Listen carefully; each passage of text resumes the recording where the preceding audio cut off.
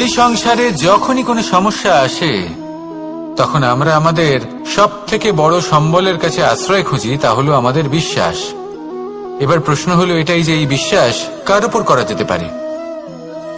পরিবারের উপর, বন্ধুর উপর, নাকি তাদের উপর বিশ্বাস করা উচিত যাদেরকে আমরা কখনো সঙ্গ দিয়েছি? দেখুন, এই সংসারে বিপদের সম্মুখীন হলে কে আপনাকে সাহায্য করবে সেটা নির্বাচন করা আপনার হাতে নেই। সেটা সেই সকল ব্যক্তির উপর নির্ভরশীল যে তারা আপনাকে সাহায্য করবে নাকি করবে না।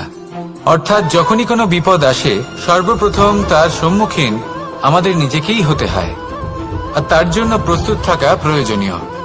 সেই শক্তি, সেই সাহস অর্জন করা প্রয়োজনীয়। দেখুন, যখনই অন্ধকার আসে তখন সবার আগে কে আপনাকে ত্যাগ করে চলে যায়? আপনার নিজেরই ছায়া। এই অন্ধকারের সম্মুখীন হতে হয় অন্তরের প্রদীপের দ্বারা, অন্তরের আত্মা দ্বারা। তবেই আপনি অন্ধকারের ওপর জয়লাভ করতে পারবেন।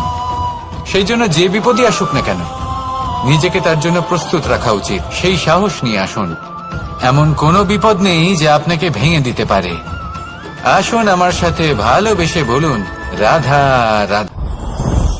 লোভ আপনার অন্তরের আরো একটা শত্রু।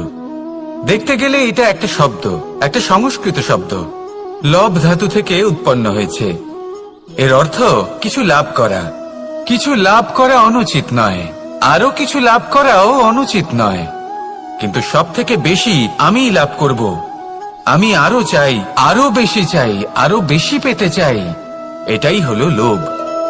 আর এই লোভ যখন গ্রাস করে তখন আপনি যা পেতে চান, সে ধনই হোক বা মানই হোক, তা অর্জন করার জন্য মানুষ যে কোনো স্তরে পৌঁছে যেতে পারে। যদি মানুষ ধন অর্জন করতে চান তাহলে তার জন্য তারা অধর্মের পথেও চলতে পারেন। যদি সম্মান অর্জন করতে চান তাহলে অন্য মানুষকে ছোটও করতে পারেন। শেষ পর্যন্ত আপনার এটা মনে হতে পারে যে যদি একটু অল্পই প্রাপ্ত করতাম, কিন্তু ভালোবেসে প্রাপ্ত করতাম, এই জীবন আরো অনেক বেশি সুখী হতো। লোভ আপনার জীবনে, আপনার মনে কখন যে প্রবেশ করবে সেটা আপনি জানতেও পারবেন না। তাই এটা চিনতে শিখুন আর তৎক্ষণাৎ জীবন থেকে বাইরে ফেলে দিন। যা কিছু লাভ করতে চান তা ভালোবেসে লাভ করুন, আর সেই ভালোবাসার সাথেই বলুন, রাধা রাধা।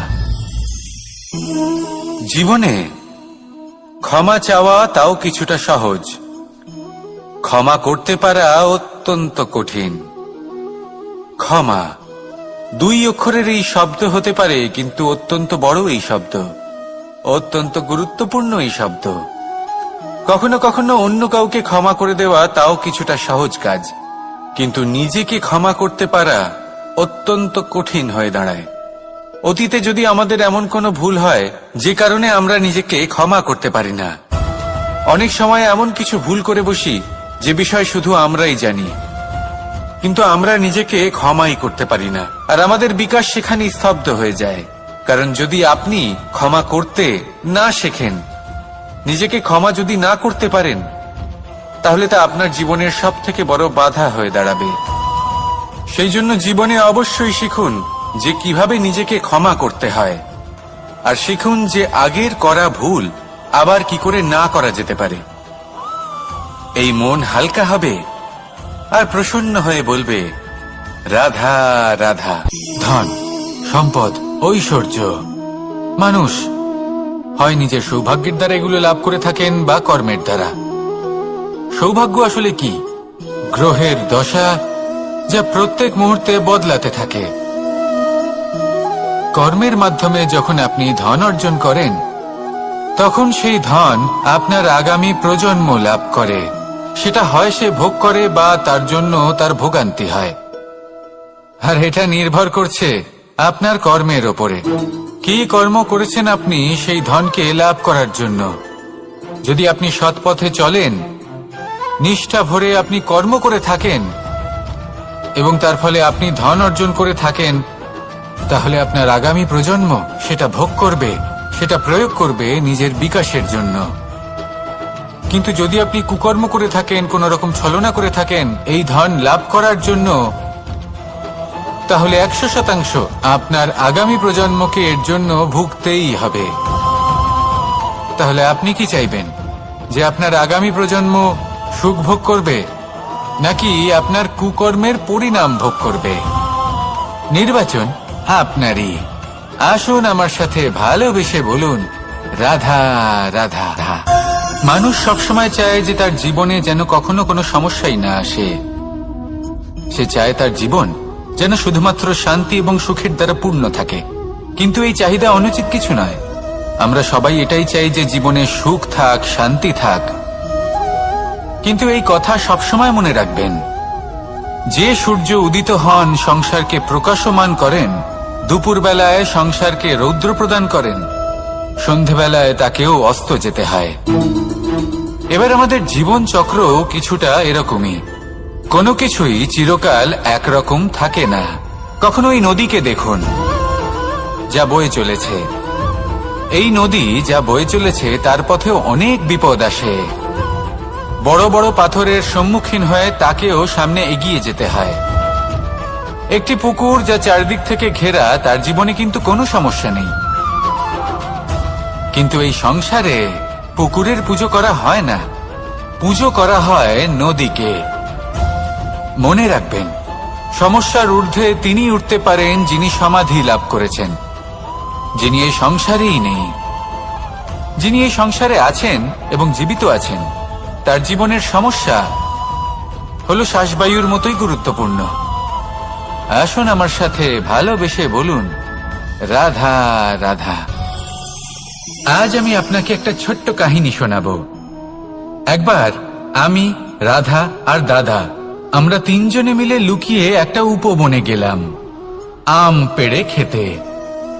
অনেক পরিশ্রম করে আমরা ওখানে পৌঁছলাম আর আমরা আশ্চর্যচকিত হয়ে গেলাম এটা দেখে যে এবার তো আম পাকেইনি। এবার দাদা কি করলেন, একটা আম পাড়লেন আর সেটা চাখলেন, আর উনি নিরাশ হয়ে পড়লেন। উনি বললেন যে এটা তো খুবই টক। তারপর রাধা একটা আম পাড়লো আর সেটা চেখে দেখল, আর রাধা উৎসাহিত হয়ে পড়ল। আমি রাধাকে জিজ্ঞেস করলাম, কি হয়েছে, তুমি এত উৎসাহিত কেন? তখন রাধা বলল যে এবার এত বেশি টক আম হয়েছে যে এগুলো দিয়ে আমরা আচার বানাবো। তাহলে দাদা ওখান থেকে বেরিয়ে গেলেন নিরাশ হয়ে এবং খালি হাতে। রাধাও ওখান থেকে বেরিয়ে গেল কিন্তু উৎসাহিত হয়ে, আর অনেকগুলো কাঁচা আম সাথে নিয়ে। এর থেকে আমরা কি শিক্ষা পেতে পারি? যে প্রত্যেকটা স্থানে এমন কিছু রয়েছে যেখান থেকে আমরা কিছু একটা শিক্ষা লাভ করতে পারি, যা আমাদেরকে বিকাশের পথে নিয়ে যেতে পারে। এই শিক্ষা প্রত্যেক স্থানে আছে। সবকিছু আমাদের দৃষ্টিভঙ্গির উপর নির্ভর করছে। যখনই আমাদের জীবনে, আমাদের সম্পর্কে কোনো সমস্যা, কোনো বিপদ আসে, তখন বেশিরভাগ মানুষ সেই বিষয় নিয়ে দুঃখী হয়ে পড়েন। আর কিছু মানুষ এমনও থাকেন যারা শেষ পর্যন্ত তার সমাধান করেন, বিপদকে পরাজিত করেন, সম্পর্কগুলিকে আবার জুড়ে দেন। যদি আপনি সুখের খোঁজ করেন তাহলে আপনি সুখ অবশ্যই পাবেন, প্রসন্নতা অবশ্যই পাবেন। যদি আপনি দুঃখ খোঁজেন তাহলে দুঃখ অবশ্যই পাবেন। এবার আপনি কি খুঁজতে চান, সেই চয়ন আপনারই। আসুন আর আমার সাথে ভালোবেসে বলুন, রাধা রাধা। কখনো কোনো প্রজাপতিকে উড়তে দেখেছেন? কি সুন্দর উড়ে বেড়ায় সে, এক ফুল থেকে অন্য ফুলে, এক পাতা থেকে অন্য পাতার ওপর। কিন্তু সে কিভাবে উড়তে শেখে কখনো ভেবেছেন? জন্ম থেকেই কিন্তু প্রজাপতির ডানা থাকে না। ও কিন্তু ছোট্ট একটা ডিমের আকারে জন্ম লাভ করে। তারপর সেই ডিমটি ভেঙে একটি কীট বাইরে আসে। আস্তে আস্তে সে বড় হয়, ওর শক্তি বৃদ্ধি পায়। তারপর সে সেই কীট দশা ত্যাগ করে নিজের ডানাগুলি মেলে। এই প্রক্রিয়া তার কাছে সরল নয়, অত্যন্ত যন্ত্রণাদায়ক প্রক্রিয়া, কিন্তু সে সেই যন্ত্রণা মেনে নেয়। আর তারপর আস্তে আস্তে সে উড়তে শেখে। শুধুমাত্র আকাশে উড়ে বেড়ায় তা নয়, আমাদের মনের মাঝে উড়ে বেড়ায়। এবার এই ডিম থেকে প্রজাপতি হয়ে ওঠার যে যাত্রা, এটা যতটা কঠিন, ততটাই কঠিন হয় এই সংসারে শ্রেষ্ঠ কর্ম করা, ততটাই কঠিন হয় এই সংসারে মহান হয়ে ওঠা। সেই জন্য প্রয়োজনীয় প্রচেষ্টা এবং সময়। নিরন্তর প্রচেষ্টা করতে থাকুন, পর্যাপ্ত সময় নিন এবং আপনি নিজেকে এই আকাশে উড়ন্ত অবস্থায় পাবেন।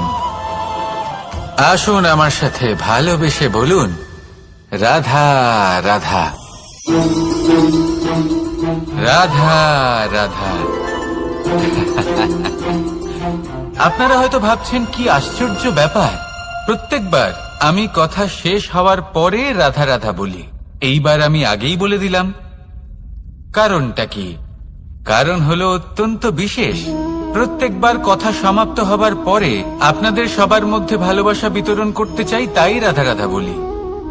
কিন্তু এইবার এই নতুন এবং বিশেষ সূত্রপাতে প্রথমে প্রেম বিতরণ করা অত্যন্ত আবশ্যক। এবার একটা বিষয় আছে যা জানেন হয়তো সকলেই, কিন্তু বুঝতে খুব কম জন পারেন। এই প্রেম, এই আনন্দ, এই সকল কিছুর সূত্রপাত হয় নিঃস্বার্থ আবেগের দ্বারা। ঠিক যেমন একজন মাতাকেই দেখে নিন। যখনই একজন মাতা সন্তানকে জন্ম দেন, তখন এই সংসার ভুলে যায় যে তার জন্য এটা একটা নতুন জন্ম। কারণ একজন নারী তখন একজন মাতৃরূপে নতুন ভাবে জন্ম নেন। একজন নারী স্ত্রী ও গৃহবধূ রূপে